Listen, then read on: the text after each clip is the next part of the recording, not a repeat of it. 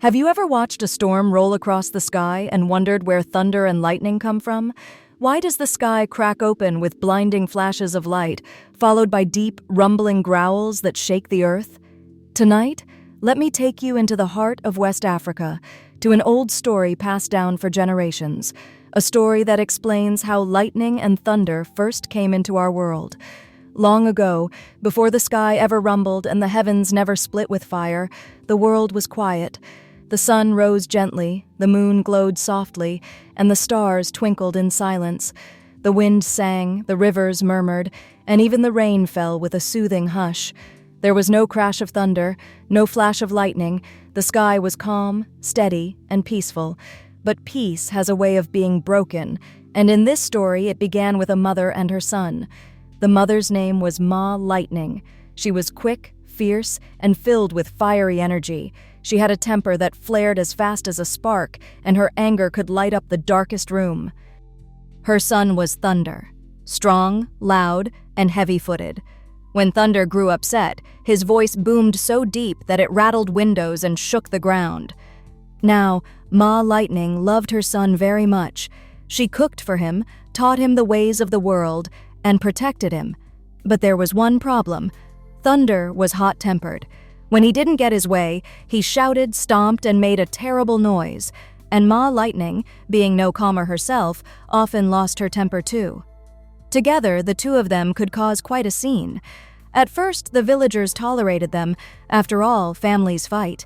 Mothers and sons argue. But as time passed, the arguments grew wilder, louder, and more dangerous. One day, as the people sat in the village square, Thunder grew angry over a simple matter.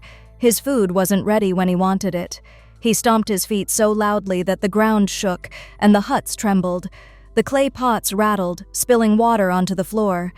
Ma Lightning, furious with his tantrum, clapped her hands and sparks flew from her fingers. Bright streaks of fire shot through the air, striking the ground.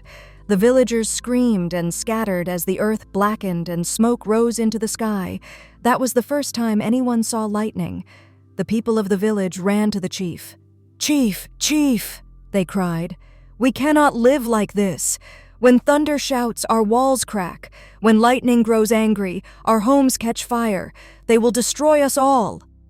The chief listened carefully, stroking his beard. He called for Ma Lightning and Thunder.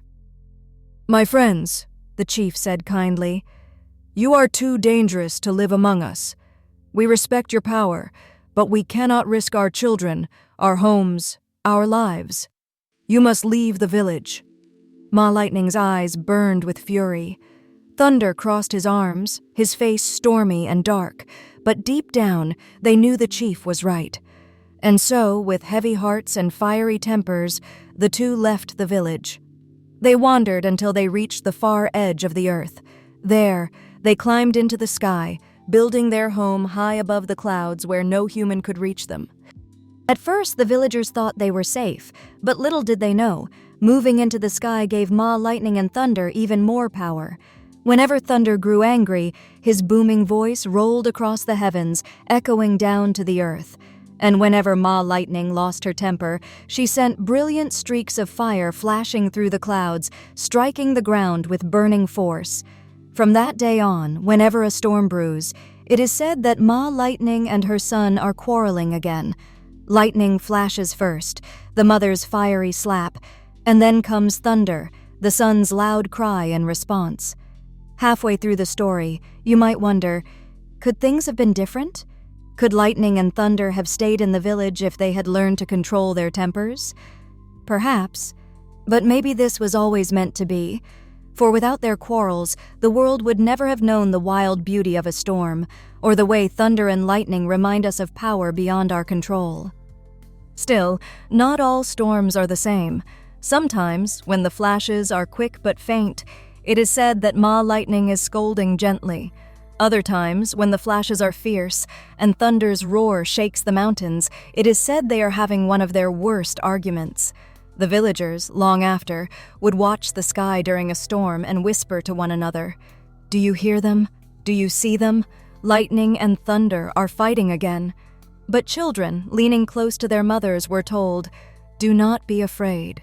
It is only lightning and thunder reminding us to live with peace in our hearts, for when tempers flare, the world itself can tremble.